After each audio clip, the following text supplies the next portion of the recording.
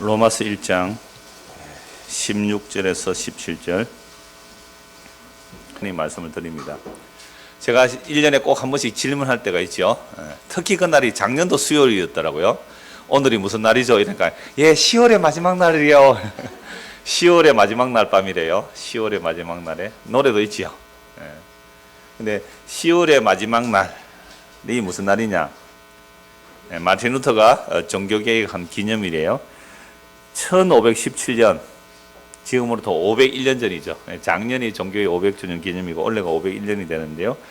1517년 10월 31일 마틴 루터가 95개의 논제를 공부한 날을 기념해서 종교개혁 기념일로 하는 것이 10월 31일입니다.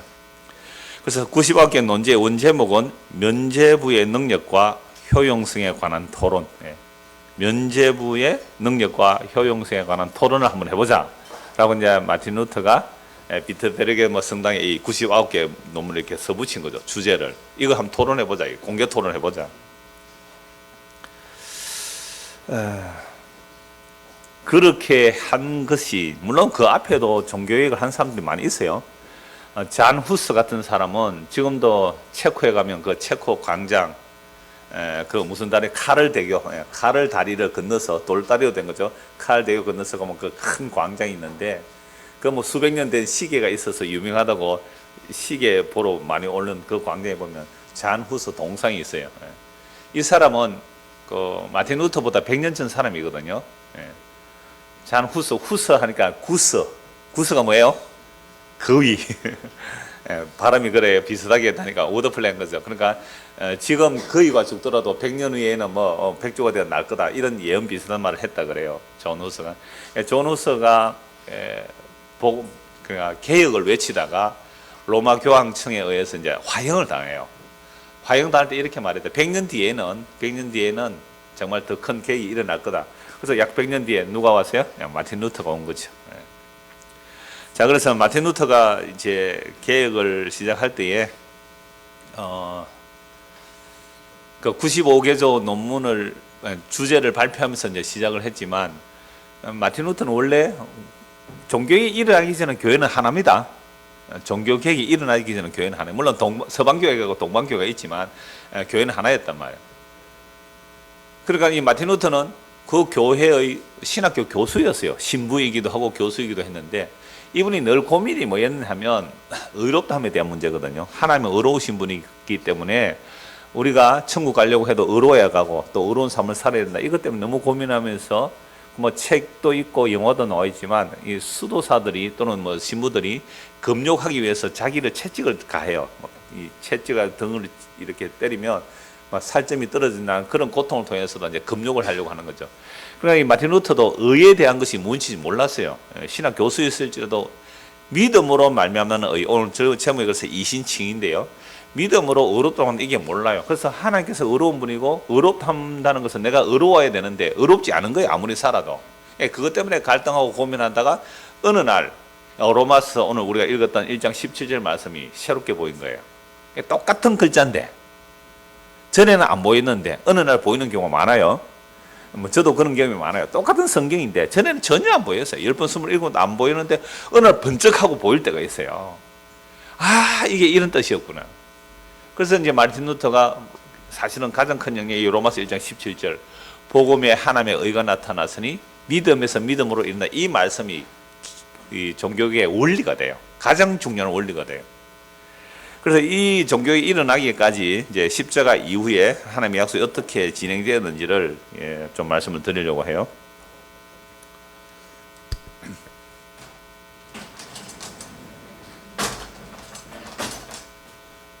제가 이게 정확하게 뭐 몇 년은 간단히 말씀을 드릴게요. 내용인데 그거 세밀하게 다 하면 논문을 써야 되기 때문에요.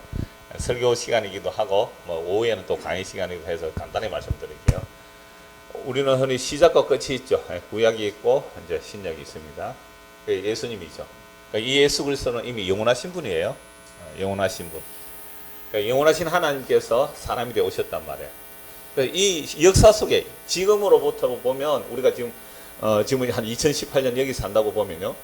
여기 산다 보면 예수님께서 지금부터 2000년 전에 오셨지만 이 예수님은 아브라함보다 먼저 계셨고 다윗보다 먼저 계셨다 그러잖아요. 아브라함은 예수님보다 2000년 전의 사람이고 다윗은 예수님보다 1000년 전의 사람이거든요. 근데 그리스도의 영이 임하니까 아브라함이 예수님을 바라보고 뭐라고 해요?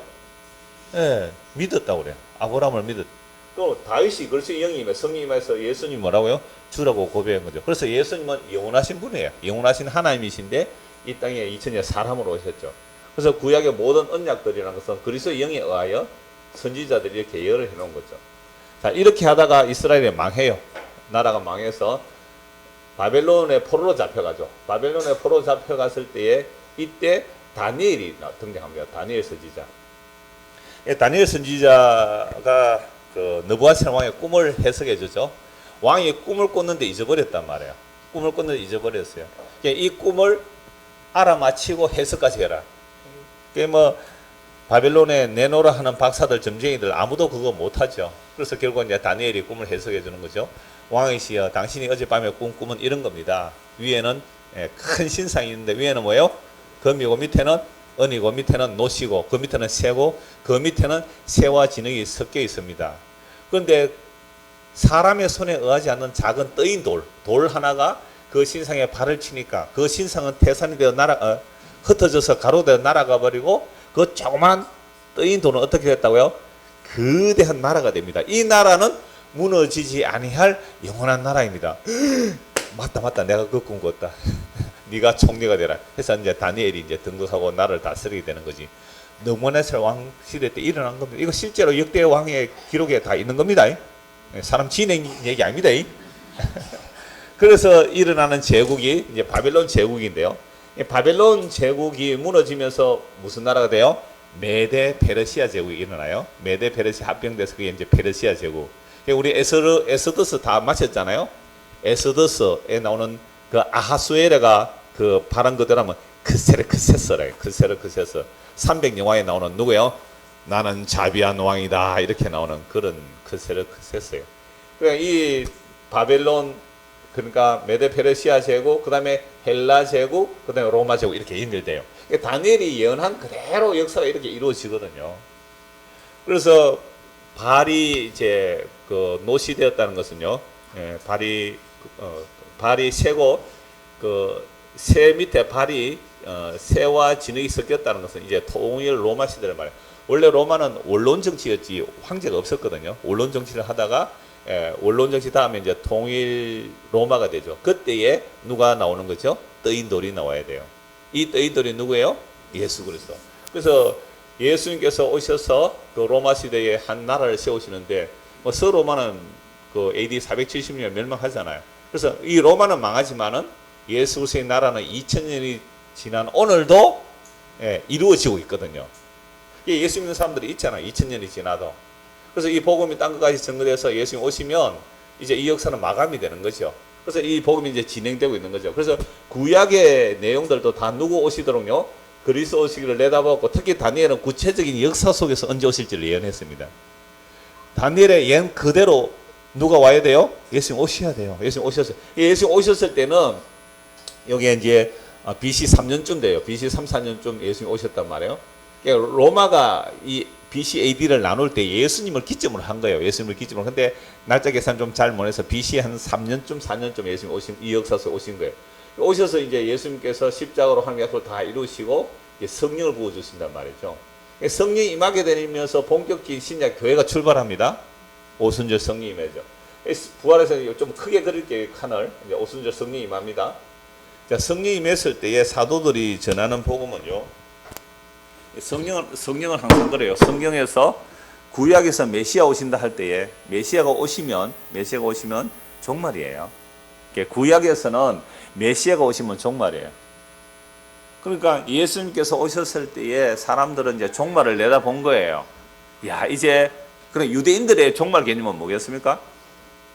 다른 나라들은 다 굴복시켜버리고 이스라엘 나라가 최고의 나라가 되어서 다른 나라들은 조공을 바치는 그런 나라를 꿈꿨단 말이에요. 그런데 예수님께서는 뭐라고 말씀하셨어요? 내 나라는 이 세상에 속한 나라가 아니다. 그렇다면 우리는 당신 같은 메시아 필요 없어. 날 잘되게 해주는 예수. 그죠? 우리나라 잘되게 해주는 예수. 우리 교회 잘 되게 해주는 예수는 필요하지. 오늘 오전에 마태복음 16, 24절 봤잖아요. 자기를 부인하고 자기 십자가 지고 너 죽어라 이 말 아닙니까? 너 나와 함께 죽는 것이 영원한 생명의 길이야. 이런 예수 싫다. 우리는 그런 메시아 원치 않아 하고 메시아를 살해해버렸습니다. 이게 오늘 우리들이고요. 내가 예수를 죽인 자로 드러나지 않으면 아직도 예수 믿는 게 뭔지를 잘 모르는 거예요.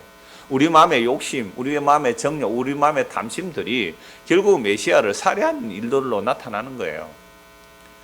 그러니까 이걸 좀 더 우리에게 적용하자면 여러분 되게 분노가 일어나잖아요.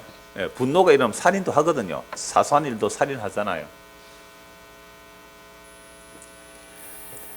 그러니까 예수님께서 오늘 어디 계세요? 우리 안에 우리와 함께 계신다 그랬잖아요. 그러면 내가 어떤 형제 자매, 진짜로 그 사람 예수를 믿는 형제 자매란 말이에요. 그 형제 자매에게 화를 내었다. 그래서 미워서 죽이고 싶다. 죽었으면 좋겠다. 애들도 그래요. 엄마 아빠 없으면 좋겠다. 자꾸 상관하면 간섭하면. 그래서 미워한 그것 자체가 이미 살인한 거나 다름이 없거든요. 미워한 게 사람을 살인한 거예요. 우리 마음에 이웃 형제를 미워했다. 그럼 뭐 한 거예요, 그 사람? 살인한 거예요. 그러니까 오늘 여러분 예배 마치고 집에 가가지고 그 인간 거는 왜 그래 하고 누구 미워하면 어떻게 돼요? 누구 살해한 거예요? 예수님 살해한 거예요, 진짜로. 그런데 이게 감각이 오는 사실은 없죠. 그래서 구약의 메시아를 기다리는 사람은 종말론적으로 기다렸고, 그래서 성령이 임하게 되니까 정말로 종말을 선포해요. 그래서 성령 임한 자들은요, 역사 발전을 얘기 안 합니다. 여러분 사도행전에 한번 보십시오. 사도들이 무슨 역사 발전을 얘기합니까? 교회 성장 얘기를 합니까? 우리가 말하는 교회 부흥, 건물 이런 얘기 합니까? 전혀 안 해요. 지금 종말이 왔기 때문에 가장 시급한 게 문제예요. 지금 종말이 왔기 때문에 가장 시급한 문제가 뭐예요? 회개하고 예수 믿으라 이거 아닙니까? 지금 소돔과 고모라 성에서 무슨 복음을 전해야 돼요? 회개하고 예수 믿으라. 소돔과 노아 홍수 때 뭘 전해야 돼요? 회개하고 예수 믿으라. 그 얘기를 노아 홍수 때 해야 되는 것이고, 그 이야기를 소돔과 고모라성 해야 되는 것이고, 오늘 이 시대가 노아 홍수 때와 같습니까? 다릅니까?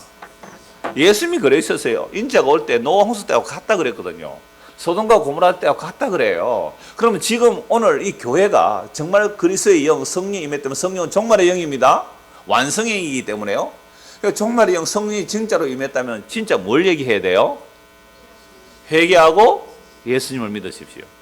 그렇지 않으면 하나님의 진노가 당신 머리에 머물러 있습니다. 이게 소돔과 고모라성에 전도한 내용이에요. 이게 노아 홍수 때 전도한 내용이고요. 사도들이 이것들을 했어요. 그러니까 역사 발전 의미 없어요. 유대인의 자랑 그거 의미 없어요. 이방인의 문명 영광 의미 없어요. 회개하고 예수 믿으세요. 이러니까 다 박해요. 그러니까 물론 예수 믿는 자들 주로 유대인이지만 이 유대인들이 성령 임하니까 이 복음을 전하죠. 그런데 성령 임하지 않는 유대인들은요, 이 사도들이 너무 미운 거예요. 자기들이 기다리던 그 메시아를 왜곡시키고 있는 자들이기 때문에 그렇게 핍박해요. 그래서 복음을 가장 핍박한 자가 사실 유대인이에요. 근데 이방인들도 동일하게 핍박해요. 왜 핍박합니까? 이 당시는 로마 시대거든요. 로마 황제가 신으로 대접받고 있는 시대에 로마 황제를 주라고 안 하고 저 나사렛 예수를 주라고 하는 무리가 있으니까 이거 로마를 반역하는 자들이거든요. 그래서 실제로 이들을 잡아 죽입니다. 화형시켜요. 사자밥이 되게 한단 말이에요. 이게 성령 임함으로써 복음이 증거됨으로 계속해서 이제 핍박이 일어나는 모습입니다. 그래서 이제 오순절 성령 임하고 사도들이 이제 성경을 완성시켜요. 사도들의 가장 중요한 내용은 뭐가 완성이라고요? 성경이요. 그래서 요한계시록으로 성경이 완성이 돼요. 그러니까 사도 요한이 가장 오래 살아남거든요. 사도 요한은 예수님의 제자 가장 어린 제자였고 끝까지 살아남아야 하는 이유가 있어요. 성경을 완성해야 되기 때문에 그래요. 그러면 사도 요한의 별명이 뭐였어요? 보아너게, 우리의 아들. 그러니까 예수님하고 지나가다 사마리아 마을 사람들이 자기를 영접 안 한다고 예수님께 뭐라 그럽니까? 예수님, 자 하늘에서 불 내려가요. 다 죽여버립시다. 누가 그랬다고요? 요한이 그랬어요. 그럼 요한이 왜 그런 말 했을까요? 엘리야 때에, 그죠? 그 아합의 그 신하들이 왔을 때 하늘에서 불이 내려서 엘리야 잡아오는 사람 불러 다 죽잖아요. 하늘에서 불이 내려서 죽어요. 그냥 우리가 메시아를 만났고 메시아하고 같이 가는데 감히 우리를 영접 안 해. 뭐하자? 이 말에 불이 내려서 확 다 살라버리자. 여러분 그러고 싶은 마음 없어요? 감히 우리가 나가는 길에 누가 방해하랴. 이 성시와 운동 이런 거 있잖아요. 감히 우리를 건드리면 가만히 안 있겠어요. 그래서 그러한 요한이 제일 오래 뭐 100살 가까이 살아남았다 그렇게 기록들이 있는데요. 성경에는 안 나오는 내용이죠. 그럼 이 요한이 끝까지 살아남으려면 성질 다 부리면 안 되잖아요. 그래서 예수님께서 요한에게 자기 어머니를 부탁해요. 여자여 당신의 아들입니다. 요한 보고 네 어머니를 내 어머니를 부탁한다. 그럼 요한은 이제 누구 책임져야 돼요? 마리아 책임지고 다녀. 옛날 같으면 성질에서 제일 먼저 순교했을 거예요, 이 사람. 성질상. 불같은 예수께서 별명을 뭐라 붙여요?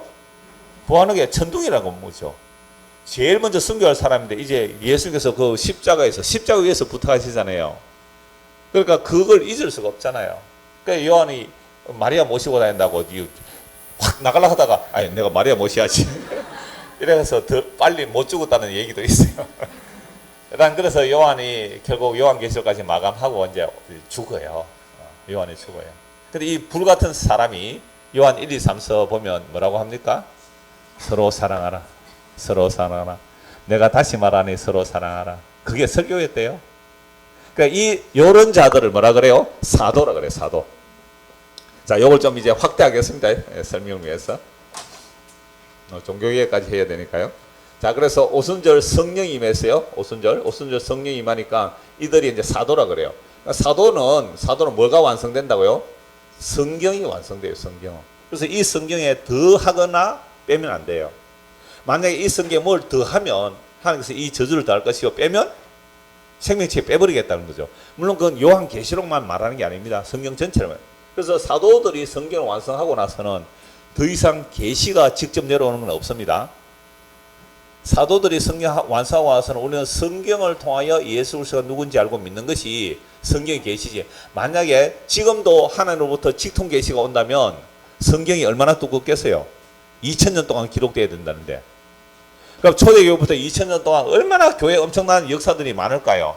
그것도 정통 골라내고 이단은 골라내고 정통만 모아서 이건 진짜라고 어떤 내용들을 다 기록하면 성경책이 얼마나 두껍겠어요? 그러니까 계시라는 것은 성경으로 완성됐다고 믿는 사람들이 이제 개혁교회 사람들이에요. 개혁교회 사람. 그래서 이렇게 이제 사도가 죽고 나자 사도들의 바로 직계 제자가 있어요. 이 사도예요. 사도는 제일 특징이 뭘 완성했다고요? 성경이 완성해. 더 이상 사도 위에 성경 붙이면 안 돼요. 그런데 오늘날도 직접 계시를 받는 사람들은 사도의 전통을 이어받았다라고 해서 무슨 사도라고 그래요? 신사도라 그래요. 신사도. 그거는 신사도라 하지. 신사도라 그래요.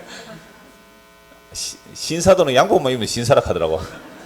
그러니까 신사도라 운동이 일어나고 있어요. 신사도 운동. 그러면 이들은 뭘 하는 거예요? 오늘도 계시가 임한다는 거죠. 오늘도 계시가 임한다. 엉터리입니다. 사도의 바로 제자들을 속사도라 그래요. 사도에 속했다 해서 속사도라 그래요. 그 다음에 속사도 다음에 누구냐 하면 이제 이단들이 막 복음이 전도되면 반드시 진짜가 하면 가짜가 드러나게 되어 있거든요. 진짜가 오니까 가짜가 드러날 때 그 가짜의 그 이단들의 도전에 교리적으로 정리한 사람들 누구라 그래요? 교부라 그래요. 교부. 이걸 교부 시대라 그래요. 이런 시기가 약 1세기부터 그러니까 여기부터 한 3세기까지 이렇게 계속 되는 거죠. 3세기까지. 주로 교부들이. 이때는 교회가 핍박받는 시대예요. 무슨 시대예요? 교회들이 핍박을 받아요. 엄청난 핍박을 받습니다. 그래서 혹시 바울 영화 보신 분? 네, 아이고 감사합니다. 몇 번 보셨네요. 내일 아침 9시에 롯데 시네마에 삽니다. 저죠. 네. 그리고 11시 몇 분인가 딱 두 번 하고 내일로 끝이 나요. 내일 하루 반차 내고 출근에 반차 내고 한번 보십시오. 재미는 없어요. 지루해요. 지루하고 표적도 기적도 없어요. 그러나 그 초대교회 때에 핍박받는 그 모습을 잘 볼 수가 있거든요. 상당히 괜찮은 거예요. 잘 만든 영화예요. 자, 그래서 이 때는 핍박을 정말로 받았거든요. 사자밥이 되고요. 정말 예수 믿는 사람은 잡아가 똘똘 묶어서 그게 기름을 끼얹어 가지고 횃불처럼 만들어놔요. 길에 횃불처럼. 이런 시대에 예수를 믿는다는 것, 그죠? 그러니까 바울을 그 감옥에 가둬온 간수장이죠. 간수장이 자기 딸이 계속 아파요. 치료가 안 돼요. 근데 뭐 병 고쳐준다 이렇게 얘기하니까 이제 바울을 부르죠. 바울을 부르니까 바울에게 자주 면회오는, 누가가 바울 면회 가지요. 성경에서 누가가 의사예요. 유명한 의사예요. 그래서 바울을 면회 왔을 때에 그 바울이 자기를 지키는 그 간수장에게 소개를 하죠. 누가가 가서 딱 진찰을 해보니까요. 진찰을 해보니까 귀신 들린 게 아니에요. 막 기도해서 낫게 하는 게 아니에요. 뭐 폐인가 어디에 물이 찬 거죠. 그거 외과 수술을 합니다. 수술해서 고쳐주는데 수술하면서 뭐 자기 뭐 동료 이렇게 좀 지켜달라면 이렇게 하는 영화인데요. 자, 내일 보시면 압니다. 이때는 정말로 핍박을 받았어요. 그래서 이 간수장도 바울이 또 누가 믿는 그 예수를 이제 믿고 싶은 거예요. 그럴 때 뭐라고 말할까요? 당신이 예수를 믿으면 당신의 이 지위를 잃을 수도 있고 죽을 수도 있습니다. 그런 예수 믿을 수 있을까요? 그러함에도 불구하고 1세기부터 3세기까지요. 엄청나게 복음이 전거돼요. 예루살렘에서 유대와 사마리아와 땅까지 복음이 전거되는데 이것은 사도행전 1장 8절에 예수님 말씀처럼 성령이 임하면 너희가 내 증인이 되리라. 복음이 유대와 사마리아와 땅까지 이르러 내 증인이 되리라는 예수님의 의지예요. 화자의 의지, 말하는 사람의 의지. 예수님의 의지 때문에 복음이 막 로마 시대가 막 전거되는 거죠. 그러니까 희한하게 이 로마 시대, 이 로마가 이걸 장악할 때요. BC와 AD를 걸쳐서 로마가 지배할 때 로마가 언어를 주로 무슨 언어를 써요? 로마 시대 헬라어를 쓰거든요. 뭐 라틴어도 있습니다. 헬라어로 거의 통일이 돼요. 헬라어로 통일되고 모든 길은 어디로요? 로마로. 왜 이럴까요? 왕의 대로를 만들어요. 그러니까 파발마들이 가도록 길을 만들어 버린 거죠. 그래서 모든 길을 로마로 통할 만큼 언어가 하나로 통일되어 있고 길이 열려져 있죠. 그래서 갈라디아서 4장 4절에 보면 때가 참에 이렇게 돼요. 이 때라는 것은 하나님의 약속의 때이지만 이 로마를 통하여 길을 열어놔요. 언어도 만들어놔요. 그래서 복음이 헬라어로 전거된단 말이에요. 이런 일도 우연히 일어난 거 아니잖아요. 이 역사의 주인이신 주님께서 그렇게 하세요. 자, 이래서 1세기부터 3세기 엄청난 핍박이 있고 뭐 이단들의 등장도 나옵니다. 자, 이렇게 됐을 때에 놀랍게도 복음이 전거되니까 이 콘스탄틴 그 대제, 콘스탄틴 왕이 전쟁에 나가는데 어느 날 뭐 이건 뭐 전설 따라 삼철 같은 내용이에요. 꿈에 보니까 뭐 큰 깃발에 뭐가 보여요? 십자가 마크가 보이는 거예요. 그래서 군대 깃발을 그 십자가 마크를 들고 나갔는데 대성을 했단 말이에요. 그러면서 콘스탄틴 대제가 이 사람이 정치적 핵심이 있냐, 정말 예수님을 만났냐, 뭐 역사적 논란들은 많습니다. 그러나 일단 이 사람이 그렇게 십자가를 보고 이제 전쟁에 승리했다고 기독교에 자유를 줘요. 자, 그런데 로마는요, 이미 이 당시부터, 그죠? 예수 오시기 전부터 로마가 권력을 가지고 세계를 지배했기 때문에 노예를 끌어오고 정복한 나라들에게 세금을 거두고 물건을 뺏어오니까 귀족들은 하는 일이 뭐겠어요? 귀족들이 먹고 마시고 놀고 잔치하고 쾌락을 쫓아 살아가요. 그래서 목욕탕 문화가 발달하잖아요. 어마어마한 목욕탕 문화가 발달해요. 그런데 이탈리아에 지금 가면 목욕탕 없습니다. 대중 목욕탕 없습니다. 이탈리아 가면 찜질방 없어요. 왜요? 그 사람들 우리나라 목욕 좋아하다가 망했다고 해가지고 목욕탕 이탈리아 안 만들어요. 어마어마한 대중 목욕탕 있잖아요. 예, 그렇게 먹고 마시며 심지어 영화 같은 데 보면 어때요? 맛있는 게 너무 많으니까 실컷 먹고 배가 부르면 어떻게 해요? 토해가지고 또 맛있는 거 또 먹고. 정말 로마 문화의 타락이나 이런 말을 할 수 없을 정도로 타락해요. 폼페이 같은 경우에 그 화산재로 몰락한 도시가 보면 그 음란함은 이런 말할 수가 없어요. 사람들이 먹고 배부르죠. 할 일 없어요. 모든 그들의 일은 누가 다 해요? 노예들이 합니다. 노예들이. 아니 식민 정복을 하면 식민지 잡아가지고 그들 노예 일꾼 시키니까 자기는 뭐만 하면 돼요? 쾌락만 하면 쾌락만. 얼마나 도덕적으로 타락한지 아세요? 로마 시대 말기가 그렇게 가는 거예요. 그런데 우리는 맨날 교회 와서 뭐 달라고 해요? 돈 달라고 권력 달라고. 그럼 뭐 하는 거예요? 망하는 거죠. 손에 물 하나 안 묻히고 손톱을 이마에 왜 길어요? 그래 일하겠어요? 내일 아트 받고 머리는 크리스찬 쇼버 가서 머리하고 바디는 여기 삼천 또 장사대 나갔더라고. 삼천 가서 또 뭐요? PT 받고 하여튼 그래서 망해질 때에 놀랍게도 속이고 속는 세상 속에서 예수 믿는 그 사람들은요 주인을 안 속여요.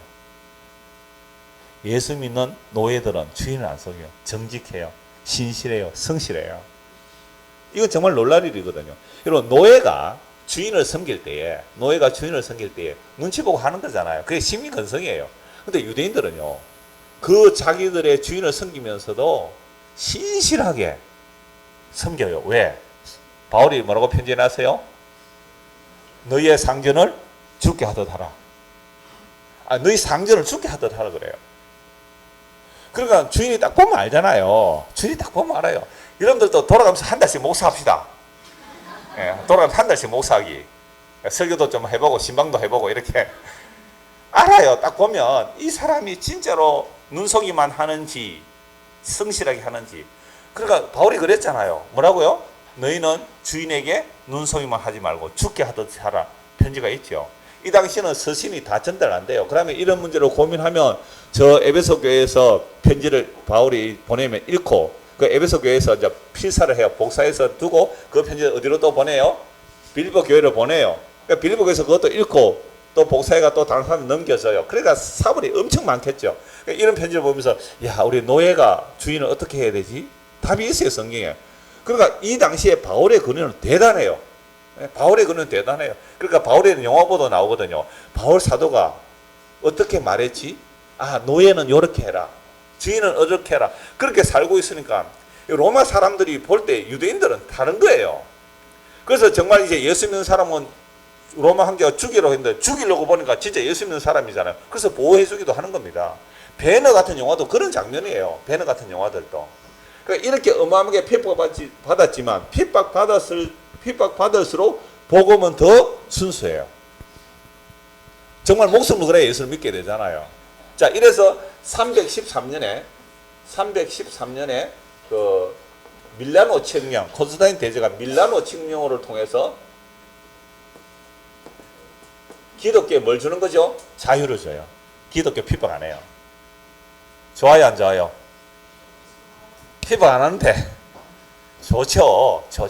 더 좋은 것은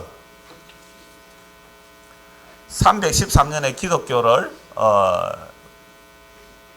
공인을 하죠. 그리고 4세기 말 392년에 기독교를 국교로 해버려요. 더 좋겠죠? 안 좋아요, 여러분들? 그럼 여러분들 저를 대통령으로 만들어 주십시오. 그럼 제가 기독교를 국교로 만들겠습니다. 이런 식이 되어버린 거예요. 그러면 우리는 만세 그럴 거예요. 그죠? 절 다 부숴버리라. 기독교 외에는 종교를 인정 안 한다. 어마어마한 권력이 생기게 돼 있죠, 기독교가. 이런 배경의 이야기가 아고라라는 유명한 영화가 있어요. 이런 거 요새 인터넷 가면 몇백 원 주면 다운받지요.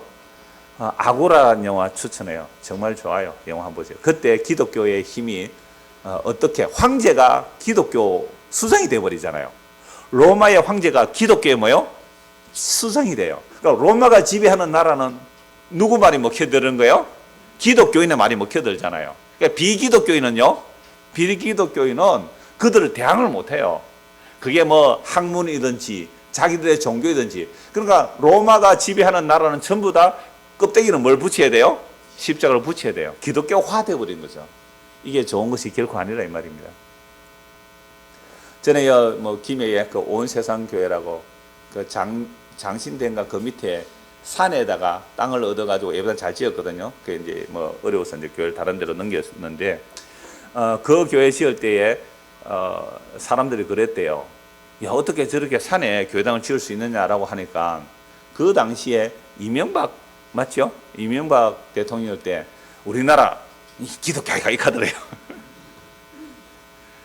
그러니까 이 당시에 313년 기독교를 자유를 주고 392년에 기독교를 국교로 만들어 버렸어요. 자, 이제부터 문제가 심각해집니다.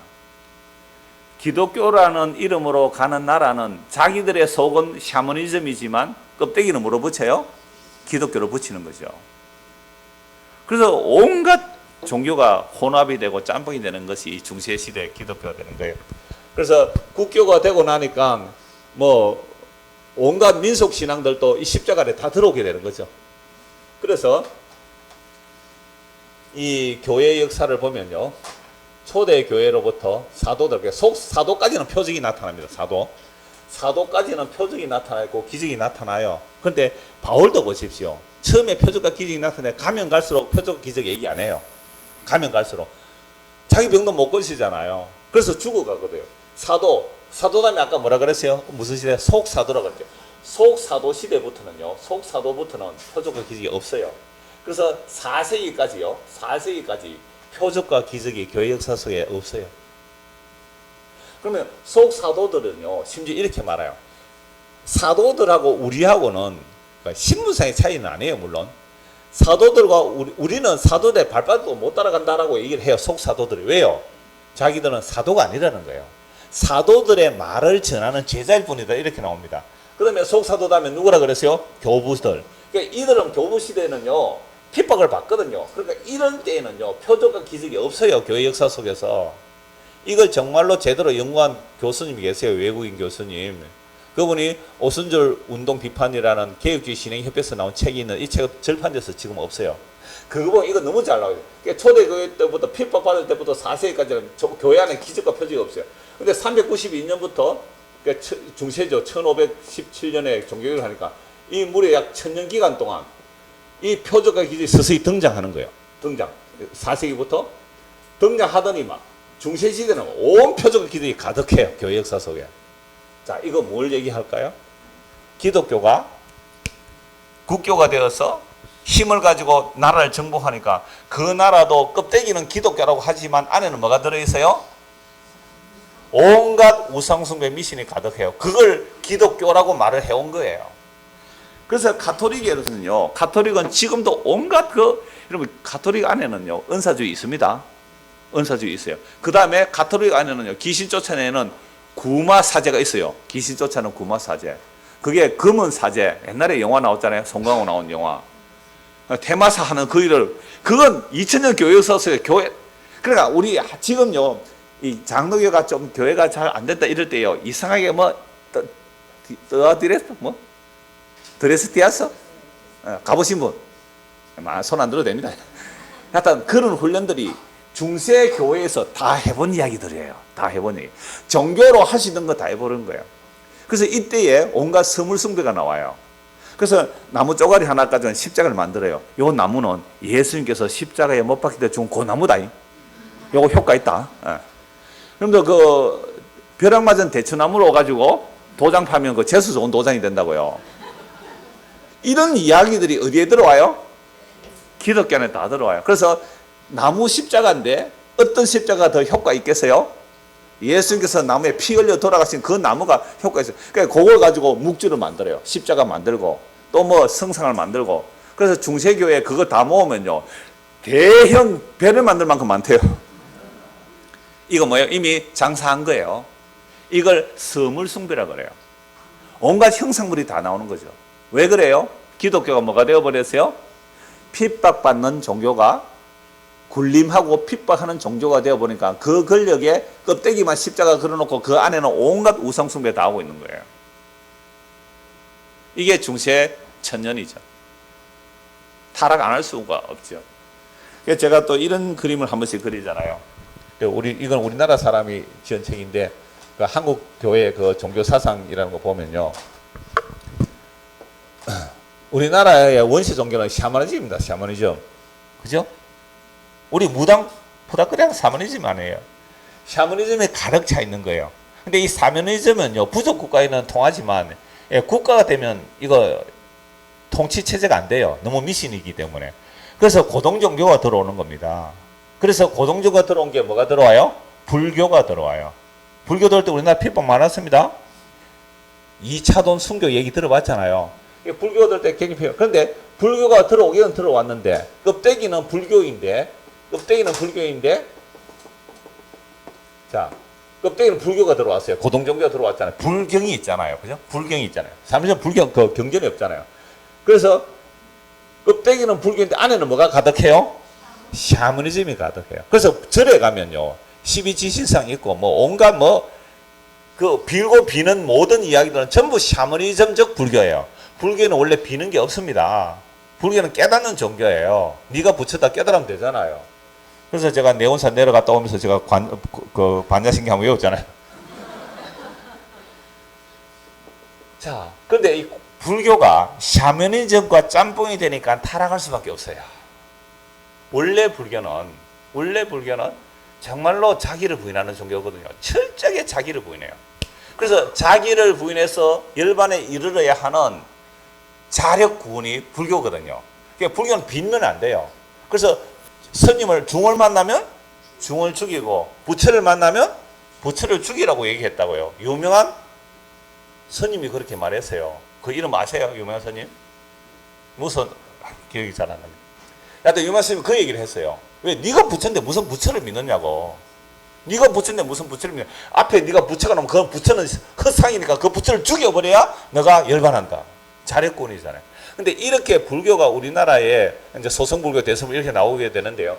이 불교가 들어와서 불교가 샤머니즘과 결탁을 하게 되므로 부패하는 종교가 돼요. 특히 고려시대는 불교가 타락해가지고 권력하고 결탁해서 신돈 얘기 들어보셨죠? 그런 불교가 타락을 하니까 이 불교로 안 되겠다 해서 이제 불교가 내려가죠. 불교가 이제 저변에 깔리면서 조선시대는 뭘 적극으로 받아들여요? 유교를 받아들이잖아요. 그러니까 껍데기가 이제 또 불교청이 하나 이렇게 깔리겠죠. 불교청이. 그러니까 유교가 이제 실체가 되는 거죠. 유교가. 유학자들이. 세상에 유학은요, 종교가 아니거든요. 유학도 철학이에요. 그러니까 불교도 종교가 아니고 유학도 종교인데 이것도 우리나라 오면 무조건 뭐가 돼버려요? 종교가 됩니다. 종교가. 그래서 유학이 유교가 돼버려요. 유학이 유교가 돼버리죠. 근데 이 유학도 뭐가 안에 미치는 게 깔려있어요? 샤머니즘. 그래서 제사가 나오는 거예요. 여러분들, 공자의 자손들이 제일 많이 사는 나라가 어디예요? 중국이에요. 중국에 유교 따르는 사람 있는 줄 아세요? 중국은 공산주의에 유교 없어요. 대한민국에 유교 사람들 제일 많아요. 교회 다니는 사람들이요. 우리 안에 교회 다니는 사람들은 이제 그러면 우리 안에 뭐가 깔리겠어요? 우리 안에 조상의 피로부터 내려오는 샤머니즘이 깔려 있고 그 안에 뭐가 깔려 있어요? 불교 깔려 있고 그 다음에요 유교 깔려 있어요. 그러니까 유교니까 장유유서 이래가지고 교회에서 장로인데 이러잖아요. 나이 많다고 장로가 아니거든요. 성경적 장로는 그런 개념이 아니에요. 그러니까 이 유교가 깔려 있어요. 그러니까 유교도 이제 흠이해지고 이제는 뭐가 왔어요? 근세야 기독교가 들어왔잖아요. 기독교 우리 안에 있는 뭐가 연결돼요? 샤머니즘, 불교, 유교 다 짬뽕 돼가지고 지금요 온통 요거도 먹고 있잖아요. 기독교가 권력을 가지고 수가 많아져서 좋은 일이 뭐가 있습니까? 자, 이 이야기나 이 이야기를 지금 세계 교회사를 얘기하는 거예요. 그러니까 4세기까지 핍박받던 기독교가 군림하는 기독교가 되죠. 그러면 이 교황하고 그러면 처음에 교회를 국교로 정했을 때에 황제의 권한이 더 크겠죠. 황제의 권한이 크기 때문에 기독교가 막 형성되니까 어떤 기독교에 이제 뭐 추기경이 있고 또는 교황이 있을 거 아니에요. 그 교황 임명권을 누가 가졌을까요? 처음에는 황제가 가졌겠죠. 근데 이 기독교가 점점 힘을 가지게 되죠. 기독교가 힘을 가지게 되니까 황제권하고 황제의 권한하고 교황하고의 권한이 싸움이 일어나는 겁니다. 서로. 그러면 나중에 교황이 황제를 임명할 수 있다. 이게 교황의 서품권이에요. 물론 신부 서품을 해도 서품권이라는데 교황이 황제를 임명할 수 있다라고 교황이 말을 한단 말이에요. 그럼 황제가 가만히 있겠어요? 자식들 주고 내가 기독교에 자유를 주고 기독교를 국교로 만들어놨는데 이 황제를 무시하다니 라고 하면서 이 황제가 교황의 말을 안 듣는 거죠. 그럼 교황이 비장의 카드가 있어요. 뭐가 있을까요? 파문이라는 비장의 카드를 꺼낸 겁니다. 하이니 4세 같은 사람이 있어요. 그러니까 이 교황이 황제를 파문시켜버리죠. 파문시켜버리니까 영주와 백성들이 황제를 안 따라가는 겁니다. 교황이 파문을 해버리면 지옥 가요, 이 사람은. 그 지옥 갈 왕을 왜 따라가겠어요? 영주가 안 따라가요. 백성이 안 따라가요. 그러니까 황제가 어떻게 합니까? 할 수 없이 교황 앞에 와서 3일을 무릎 꿇고 빕니다. 이걸 카노사의 굴욕. 뭐 전설 같은 이야기지만 눈 속에서 3일 동안 무릎 꿇고 교황님 파문을 취소해 주십시오. 파문을 취소해. 내가 잘못했습니다. 시키는 대로 다 하겠습니다. 근데 교황이 끝까지 이 황제 제거하면 또 반발이 있으니까 그래, 니 확실히 하겠나? 예, 확실히 하겠습니다. 이래가지고 파문을 취소해줘요. 그때 이 황제는 어떻게 해요? 일을 가는 거예요. 일을. 두고 보자. 이게 중세시대 싸움이 이렇게 일어나는 겁니다. 그러면 황제가 힘을 가지기 때문에 교황도 힘을 가지려면 뭐가 필요해요? 돈이 필요하겠죠. 돈이. 고대나 지금은 돈이 필요해요. 땅이 필요하고요. 건물이 필요해요. 그래서 중세 때에 베드로 대성당을 짓습니다. 돈이 없으니까 뭘 팔아요? 면죄부를 파는 거예요. 그래서 면죄부를 파는 이걸 보고 마틴 루터가 이건 말이 안 된다. 우리가 의롭게 되는 것은 오직 은혜로 말미암아 믿음으로 의롭다를 받는 것이지 우리의 행위가 아니다라고 한 것이 뭐예요? 종교의 가장 중요한 원리예요. 종교의 가장 중요한 원리가 뭐라고요? 이신칭의. 하나님의 은혜로 믿음으로 말미암아 의롭다를 받습니다라는 것이 종교의 가장 중요한 원리. 다른 거 다 잊어버려야 돼요. 아, 우리가 의롭게 되는 것은 우리의 행위가 아니라 믿음으로 의롭게 되구나. 이게 무슨 이야기라고요? 종교의 가장 큰 원리예요. 그러니까 이 초대기 때 핍박받을 때요. 핍박받을 때도 누구 믿으면요?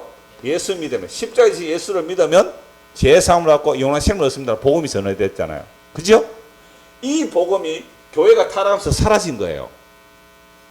예수 믿음으로 의롭다를 받습니다. 어떤 우리의 행위가 아닙니다. 믿어주는 나의 행위가 아닙니다. 믿어주는 나의 결단과 결심이 아닙니다. 하나님의 은혜로 말미암아 예수 믿게 되고 그래서 너희가 그 은혜에 의하여 믿음으로 말미암아 구원을 얻나니 이것은 너희에게서 나온 것이 아니라 하나님의 선물이라. 우리가 믿습니다라는 믿음도 은혜의 선물로 주어지는 거죠.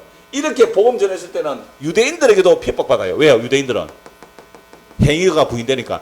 이방인들도 핍박받아요. 왜? 이방인들은 나 예수 믿고 뭐 받고 싶어요? 복 받고 싶었는데 복 얘기를 안 해주니까 이방인들이 핍박해요. 그래서 연병이라고 그랬단 말이에요. 자, 이랬을 때에 로마가 기독교를 인정하고 국교로 만들면서 타락이 있어요. 교황과 황제와 서로 힘을 가지려니까 교회가 뭐가 있어야 돼요? 돈이 많아야 되잖아요. 그럼 돈을 많이 나오게 하려면 오직 믿음으로 해야 돈이 많이 나와요? 아니면 행위를 얘기해야 많이 나와요?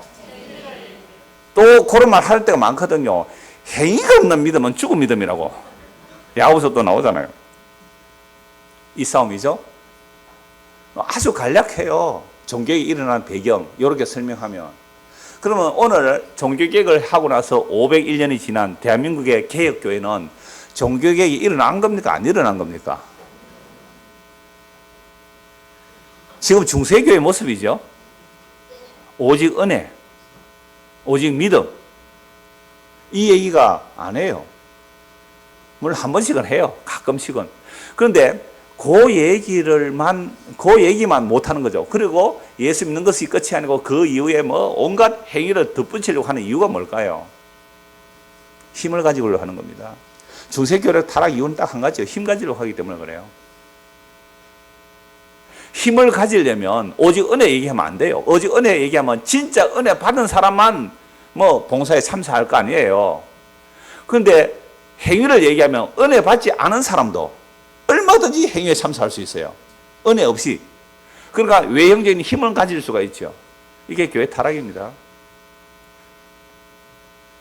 그래서 저는 그렇게 말씀드리죠. 은혜 아니면 하지 마시라고. 그거 하나님과 거래하려고 하면 하나님 받지도 않는데 왜 하느냐고. 그러면 힘은 없겠죠. 사람은 많이 안 모이겠죠. 건물도 하나 제대로 변변한 거 없겠죠. 근데 예수 믿는 게 뭔지를 모르니까 그런 걸 추구하고 있잖아요. 그러니까 오직 은혜 얘기하면 대부분 목사들이 싫어하는 이유, 또는 교회를 키우고 싶은 사람들이 싫어하는 이유는 그거예요. 우리가 어차피 교회로 모였다면 좀 보암직하고 먹음직하고 세상에 자랑이 될 만한 것을 뭔가 내세워야 된다는 얘기를 하는 거예요. 그래서 장로님들이 목사 뽑을 때 어떤 목사 뽑아요? 당연히 우리 교회는 장로 없을 때 제가 와가지고 뽑혀 있습니다만은 대단한 장로들이 있을 때 저 같은 사람 안 뽑아요. 장로들이 쫙 절벽에 있으면 야 우리 교회 어느 목사 데리고 올 거 이력 쫙 보고 전에 어떤 교회에서 얼마나 부흥 성장시켰느냐 그거 딱 보고 그럼 우리 교회 와서 얼마나 부흥시키겠다 이런 거 보고 뽑는 거 아닙니까? 그게 중세교회와 다를 바가 뭐 있어요? 우리 교회 힘 추구합시다. 우리 교회 힘 추구합시다. 이게 딱 이 얘기예요. 그러니까 종교개혁 500년 해도 우리 안에서는 끊임없이 힘을 추구하고 있는 겁니다. 오늘 기독교가 무슨 힘 추구해요? 세상 힘 추구해요. 다시 가톨릭이에요. 목사들은 또 다시 가운 입잖아요. 거룩한 종교 흉내를 내고 있잖아요. 그 모든 것들을 성경에 없는 것을 다 철폐하자. 이게 종교개혁이거든요. 성경에서 말씀하지 않는 거 다 철폐하자. 그런데 지금 가톨릭 제사 지내고 있잖아요. 분향하고 있잖아요. 완전 면류관 쓰고 있잖아요. 제사는 복장하고 있잖아요. 그래서 자기는 사제라 그래요. 무슨 사제가 있어요? 예수님이 단번에 영원히 십자가로 그 제사를 완성하시고 마감하셨는데, 그래서 이 1000년 동안을 흔히 무슨 시대라 그래요? 중세 암흑 시대라 그래요. 종교의 권력이 문학을 다 무너뜨리고 이러죠. 물론 그래서 여기 종교가 일어나는 것은 뭐 르네상스가 일어나고 또 산업이 이제 이 종교적으로 산업이 좀 발달되기도 해요. 그래서 중소상공인들이 이 종교개혁자를 지지하게 되죠. 자, 이렇게 해서 종교개혁이 일어났는데 지금 오늘 요 이제 2018년 여기 이거 501년이 지나 오늘 원래 501년인데 501년에도 여전히 무슨 싸움은 일어나요? 요 싸움은 일어나요. 그래서 요 얘기예요. 그러면 과연 초대교회 때에 성령님하여 복음 전한 그 내용이 오늘 이 시대에 제대로 전해지는가요? 이게 중세기회 때 왜 그게 안 되느냐 하면 무슨 싸움을 했다고요? 교황과 황제의 힘겨루기 싸움을 한 거죠. 이래서 교회는 예수 그리스도 그 십자가에서 다 이룬 예수 그리스도를 추구하지 않으면 그 교회는 교회 아니에요. 세상이 힘 추구하고 보암직하고 묵음직하고 추구하면 그 교회 아닙니다. 단연코 교회 아닙니다. 그래서 오늘 본문을 보고 마무리하겠습니다. 로마서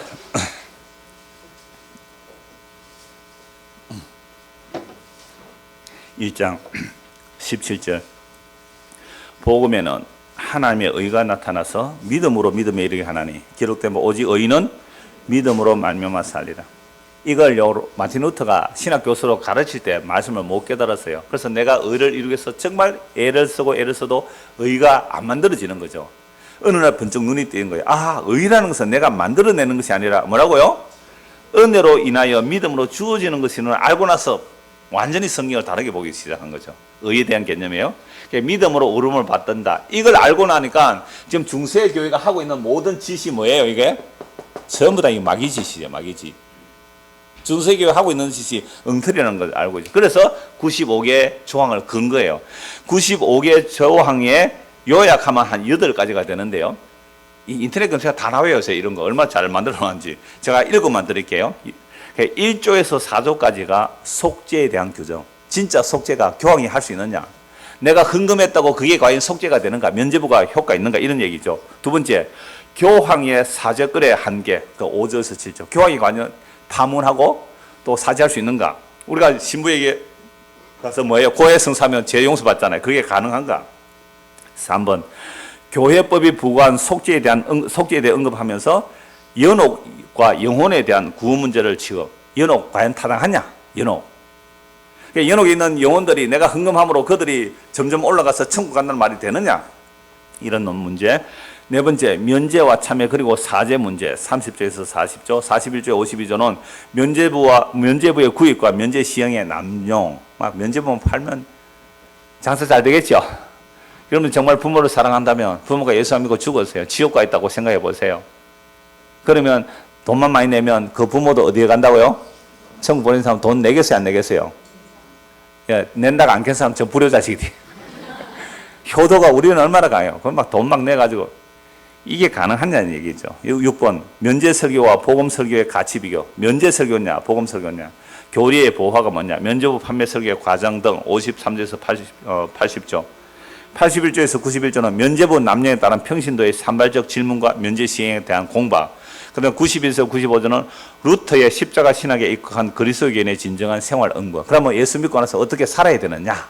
이 얘기도 물론 루터가 얘기해요. 그런데 우리는 루터보다 누구 얘기를 더 잘 알고 있어요? 칼뱅이 얘기 알죠? 칼빈인데 요즘은 다 뭐 프랑스 이름이 칼뱅 이렇게 말을 합니다. 칼빈은 기독교 강요라는 유명한 저서가 있어요. 기독교 강요 외에도 엄청난 주석이 있는데요. 요한계시록과 몇 건 외에는 칼빈 주석을 다 했어요. 기독교 강요는요, 로마 교회의 타락을 말해요. 마틴 루터도 마찬가지고요. 기독교 강요에 보면 로마 교회의 잘못을 굉장히 지적하면서 기독교가 이런 거다라고 이제 칼빈이 얘기하는데요. 그래서 성경대로 하자는 거죠. 그래서 큰 제목, 칼빈의 기독교 강요 두꺼운 책인데요. 상중하 이렇게 되어 있는데 그 큰 제목만 말씀드리면 이런 거예요. 창조주 하나님에 관한 지식. 첫째, 창조주 하나님에 관한 지식. 두 번째, 그리스도 안에 계신 구속자로서의 하나님에 대한 지식. 그러니까 그리스도 안에 계신 구속자 하나님에 대한 지식은 처음에는 율법으로 조상들에게, 그리고 다음에는 복음으로 우리에게 계시되었다. 그 다음에 그리스도의 은혜를 받는 길. 하나님께서 우리를 그리스도의 공동체로 인도하시며 우리를 그 안에 있게 하시려는 외적인 은혜의 수단. 이런 큰 제목들 하에 소제목으로 엄청나게 많이 나와 있는 거죠. 이런 칼빈의 기독교 강요, 그의 어떤 교리를 요약하면 뭐라고 나와요? 칼빈주의 5대 교리, 칼빈의 5대 교리 이렇게 나오죠. 첫째, 전적 타락. 인간은 전적으로 타락했다. 뭐 하나님의 형상이 찌그러져 있는 것도 아니고 완전히 타락했다. 무조건적인 선택. 우리의 어떤 조건을 가지고 선택하신 게 아니고 하나님의 일방적인 은혜와 사랑으로 선택하신다. 너는 앞으로 제일 앞자리에 앉을 것 같으니까 선택해 줄게. 이렇게 안 한 거예요. 너는 앞으로 예수 믿어. 이게 아니라 우리에게 조건이 없는 하나님의 일방적인 은혜의 사랑, 그걸로 선택했다. 무조건적 선택. 그리고 속죄는 제한적이다. 만민 속죄가 아니라 제한적 속죄다. 그리고 불가항력적 은혜다. 거절할 수 없는 은혜다. 그리고 한번 성도는 끝까지 견고하게 인내케 하셔서 이루어 가신다. 이 얘기죠. 그러니까 물론 이것과 이제 반대되는 개념이 이제 알미니안이라고 나오죠. 자, 그런데 가톨릭 교회의 타락으로 인하여 성경의 원리를 찾으려고 나오니까 뭐가 나온 거예요? 칼빈주의 5대 교리가 나와요. 이건 물론 하나님 주권 사상으로 가기도 하지만 이 칼빈의 5대 교리 안에는 우리 인간의 어떤 의지나 결단과 행함이 들어설 자리가 없는 거예요. 그래서 제 같은 사람을 어떤 사람은 하이퍼 칼비니즘이라고 그래요. 하이퍼 칼비니즘. 제가 뭐라고 합니까? 목회? 그럼 목회 어떻게 해요? 하나님께서 하게 하시면 하고 하지 못하게 하면 안 하면 되지. 그래 오늘 아침에 목이 잠겨서 소리가 잘 안 나요. 오늘 이 설교 못하겠다는 게 우리 집사람 뭐라고 한지 아세요? 안 하면 되지. 내가 맨날 하는 얘기가 그거거든요. 하게 하시면 하고 못하게 하시면 안 하면 되지. 그래 안 하면 되죠. 아멘. 부창부세 아멘 하고 왔는데 목소리가 좀 트여가지고 설교를 했습니다만. 그래서 오늘 설교 그 결론 부분 다시 6절 17절 보십시오. 내가 복음을 부끄러워하지 아니하노니 이 복음은 모든 뭐요? 믿는 자에게, 이 믿는 은혜로 믿는 거죠. 은혜로 믿는 자에게 뭘 주시고요? 구원을. 우리의 행함으로 구원하는 게 아니라 복음을 주신 그 복음을 믿으면 구원받는 거잖아요. 그 믿는 것은 우리 행함이 아니라는 말에 믿음이라 그래요.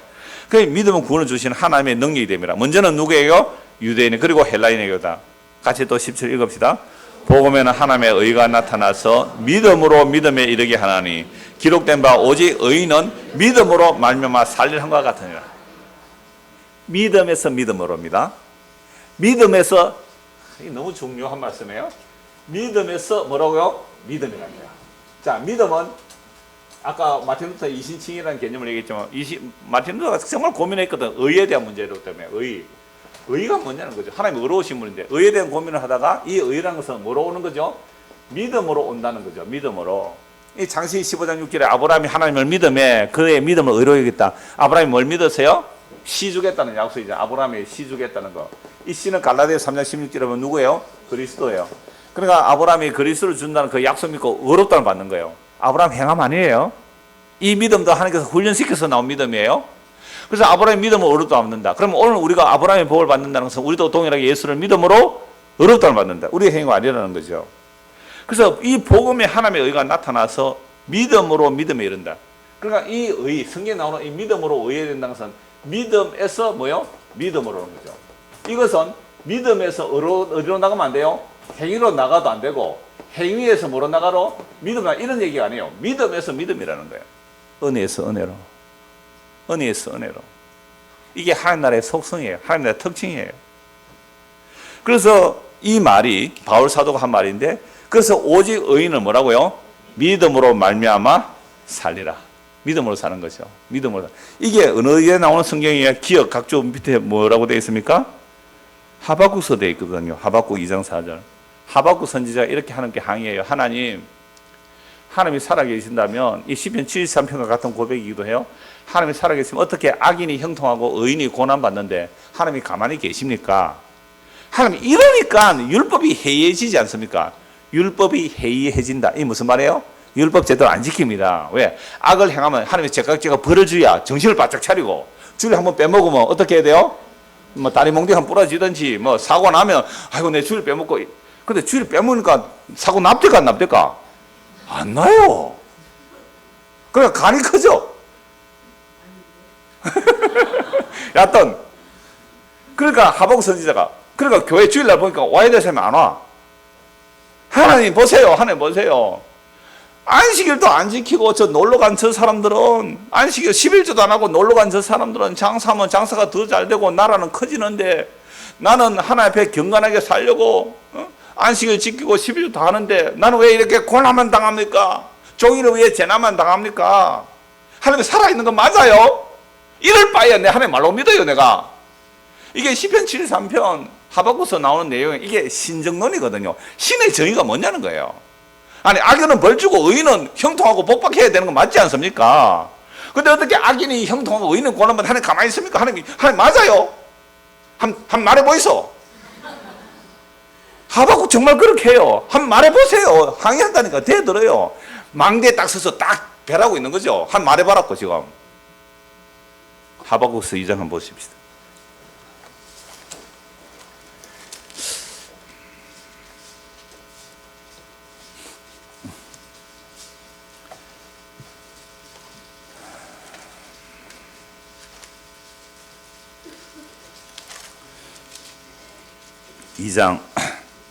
네, 2장.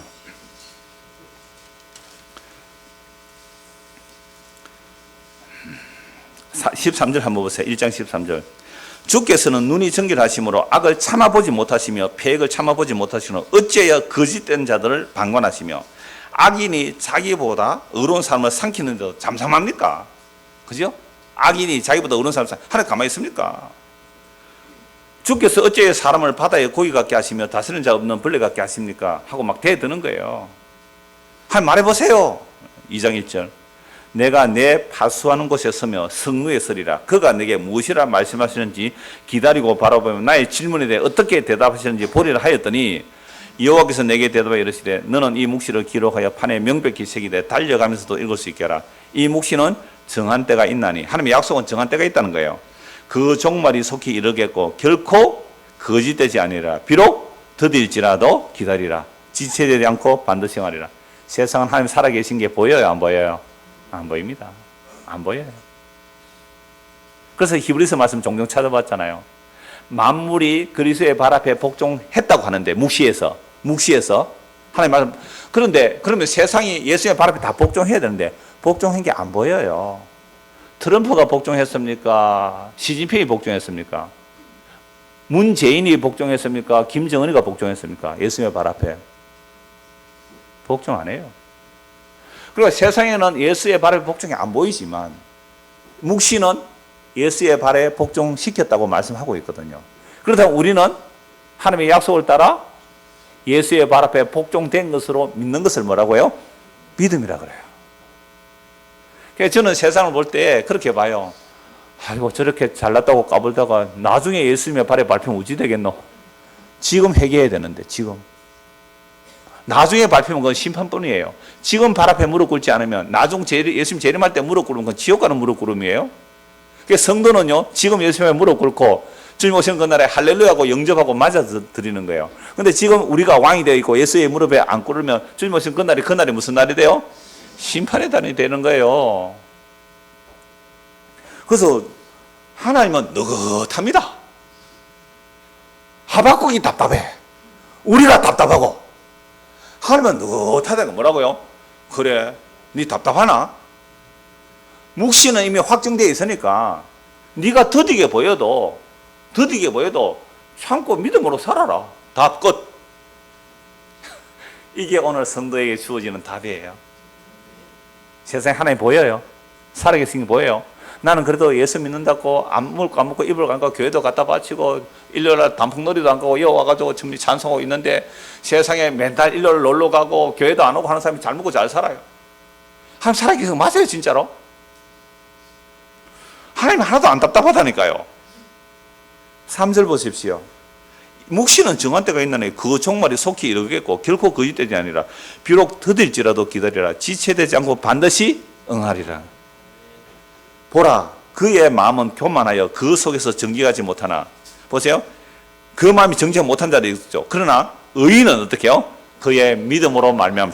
그럼 의인은 믿음으로 말미암아 산다는 것은 이 부조리한 세상을 이 부조리하게 보이는 세상을 하나님의 약속이 이루어진 것으로 믿고 사는 것. 이게 의인이에요. 그런데 그렇지 않는 자는 마음이 교만해서 그 속에서 정직하지 못한 자는 하나님 어디에 있노? 내 뭐 사기치도 하나님 없더라. 거짓말 하나님 없더라. 그렇게 교회 다니고 있는 사람 얼마나 많을까요? 그래서 바울 사도가 말하는 내용이 뭐예요? 그래 너희 눈에는 그렇게 보이지. 그러나 의인은 어떻게 살아라고요? 믿음으로 살리라. 이 믿음 있으면 됐어요. 한 곳만 보고 마무리합시다. 이번 구역 공부가 베드로후서 요 앞부분이거든요. 요건 다음 달 12월 달에 구역 공부할 내용인데요. 베드로후서 3장 8절 믿음으로 산다는 게 이겁니다. 베드로후서 3장 8절 보고 마무리하겠습니다.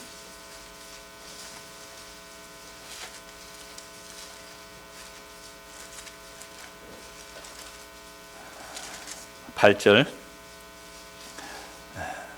사랑하는 자들아 죽게는 하루가 천년 같고 천년이 하루 같다는 이 한 걸 잊지 말라. 하박국 선지가 답답해가지고 하나님 왜 이럽니까? 라고 하니까 어떻게 하라고요? 니는 더디 보이지? 니는 더디 보이지? 그러므로 믿음으로 살아라. 묵시는 정한 때가 있다. 네가 좌우할 수 있는 때가 아니고 내 때가 다 있다. 그래서 천년이 하루가 천년을 잊지 말라. 주의 약속은 어떤 이들이 더디다고 생각하는 것이 더딘 것이 아니라 오직 주께서는 너희를 대하여 오래 참으사 아무도 멸망하지 않고 다 회개하기에 이르기를 원하시느니라. 그럼 하나님의 약속이 왜 더뎌요? 그렇죠. 오늘 우리가 회개하고 돌아오도록 기다리는 거예요. 주의 오래 참으시 우리의 구원이 됩니다.